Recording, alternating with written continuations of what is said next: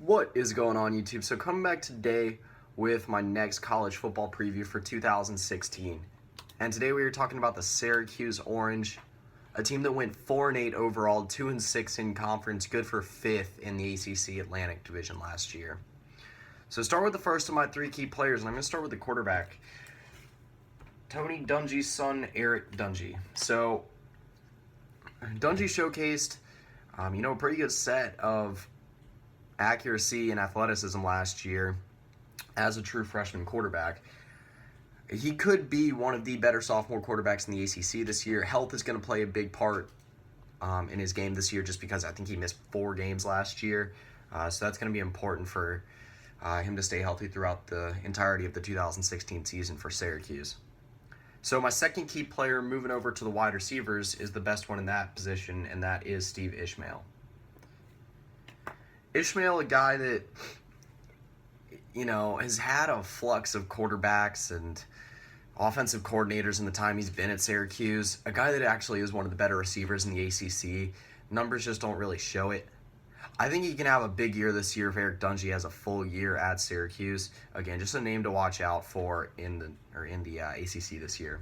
So moving over to the defensive side of the ball with my third key player and Chris Layton. So Layton is part of a new wave of defensive tackles for Syracuse, including Caden Samuels, 2 and Stephen Clark. Actually, 3 incredibly talented, sophomores that are looking to anchor Syracuse's defensive line for a while, a young defensive line at that. Jake Picard is expected to do big things at defensive end. The redshirt freshman is stepping in this year alongside Kenneth Ruff at the other defensive end spot, and he is a true freshman, so they do have a young defensive line. So moving to the first of my 2 X factors, and for me it's going to be the secondary. Syracuse is a team that didn't really struggle in the secondary last year per se, but they also have an inconsistent secondary at that. They do have 2 starters set at quarterback right now, Cordell Hudson and Corey Winfield. The safeties are going to have to be big as well. That's Keelan Whitner at strong safety, and then Antoine Cordy at free safety. So move into my second X factor, and for me, it's going to be the passing game. And this is going to be the biggest thing in my mind for Syracuse. I think the running game will be fine. They have 2 proven running backs in Dante Strickland and Jordan Fredericks. But, again, it goes a lot on the health of Eric Dungey for this year and his ability to progress as a sophomore, and the wide receiving core. This is a wide receiving core between Steve Ishmael and Brisley Esteem that can be pretty good this year. They do have a pretty experienced receiving core. Their third wide receiver in line, Sean Avant, also a redshirt junior. So moving to my trap game for Syracuse, and I think it's going to be Boston College for a couple of reasons. One, it might be one of the only ACC games they're favored in. Boston College not expected to really do big things this year because they had one of the worst offenses in college football last year. But Syracuse is also a team that's hard to figure out going into 2016. They do have a lot of returning players and a lot of promising players at that, especially on defense.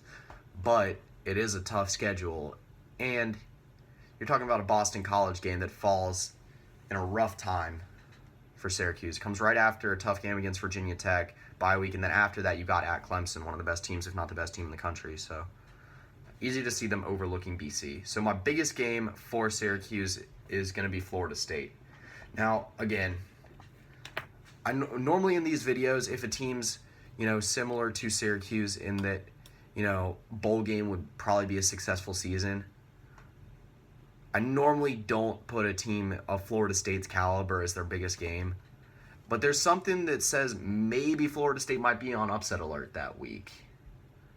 I don't want to say that for sure, but, Florida State is a team that they didn't really struggle with Syracuse, but it seems like it could come at a time when Florida State's nearing the college football playoff or the ACC championship, and Syracuse has nothing to lose. So getting into my record prediction for Syracuse, and I say they're going to go 3-9. Again, it's hard to figure them out this year. This is a very tough schedule like and out of conference. I mean, aside from the Colgate game, there's nothing guaranteed for sure. I mean, you got Notre Dame, USF, and UConn, and UConn's on the road. Three most likely bowl teams, and then between USF and Notre Dame, maybe two top 25 teams. So that'll pretty much do it for my Syracuse preview for 2016. I'll be coming back later today with USF and Boston College to round out the day. That's pretty much it. See ya.